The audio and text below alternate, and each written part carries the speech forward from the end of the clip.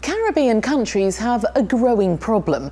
More than 60% of adults and 30% of children are overweight or obese. Well, this has led to an increase in non-communicable disease, including diabetes, strokes and heart disease. Canada's International Development Research Centre is working directly with Jamaican researchers, food and health experts to try to bring positive change and a healthier future for Jamaicans. We sent Donna Bernard to Kingston to find out more.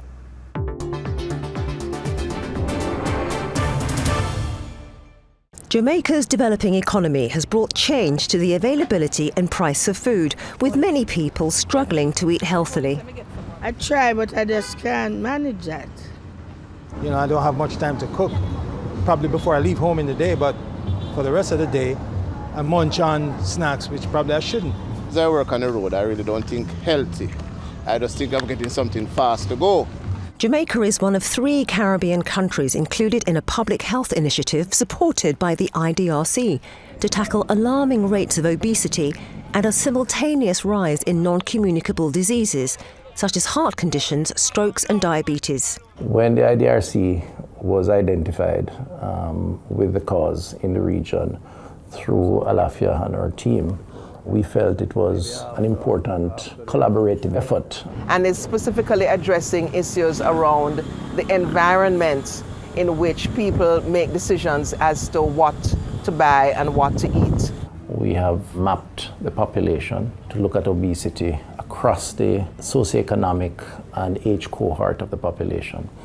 And of course, we have discovered that half of the population is obese or overweight. In the Caribbean, we have the distinction, the unfortunate distinction, of leading the hemisphere of the Americas in premature death from cardiovascular disease and stroke. And that has happened because as incomes of the country and disposable incomes of individuals have increased, we have had increased marketing of unhealthy imported foods, which has led in part to our obesity epidemic. Local producers can't compete with the marketing budgets of big companies or with the cheap imports that make up the bulk of Jamaica's food supply.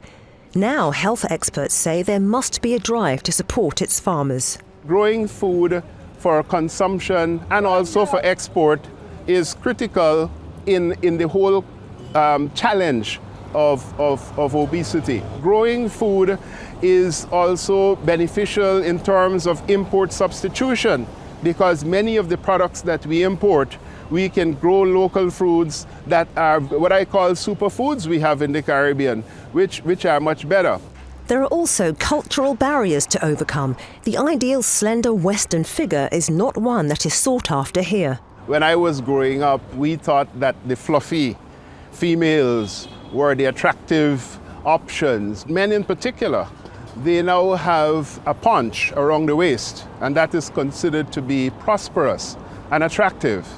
The challenge we have in public health is to emphasize that that punch around the waist is a major risk for what we call the metabolic syndrome, which leads to those diseases I'm talking about, the diabetes, the hypertensions, and the heart disease, and so on. Up with the fitness like the Ministry of Health. The government has been working hard to reverse this dangerous trend.